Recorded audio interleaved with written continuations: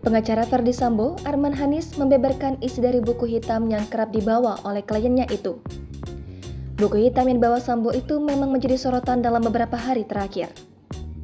Arman mengungkapkan, buku hitam yang dibawa Kepala Divisi Profesi dan Pengamanan Polri itu berisi catatan pribadi setiap kegiatan Sambo sejak lama. Arman menjelaskan buku hitam itu juga dibawa saat sidang Komisi Kode Etik Polri, di mana dalam sidang itu Sambo mendapat sanksi berupa pemecatan.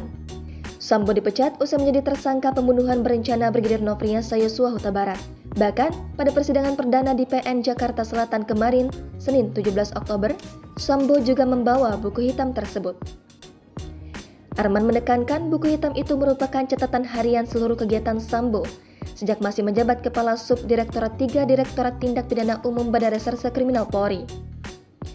Jabatan itu biasa diduduki polisi berpangkat Komisaris Besar atau Kombes. Meski demikian, Arman tidak tahu apakah Sambo turut mencatat siapa-siapa saja anggota Polri yang pernah menjalani sidang Komisi Kode Etik. Diketahui, Sambo pernah bertanggung jawab terkait sidang KKEP, mengingat pernah menjabat sebagai Kadif Propam Polri.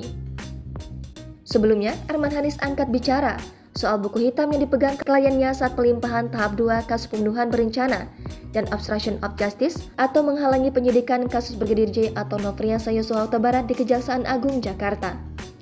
Adapun perihal buku hitam itu sempat menjadi sorotan dan diperbincangkan di media sosial. Arman mengaku tidak tahu persis terkait isi buku catatan tersebut. Ia hanya menegaskan pihaknya fokus terhadap substansi perkara yang akan disidangkan terhadap kliennya. Jangan lupa subscribe, share, komen, dan like ya!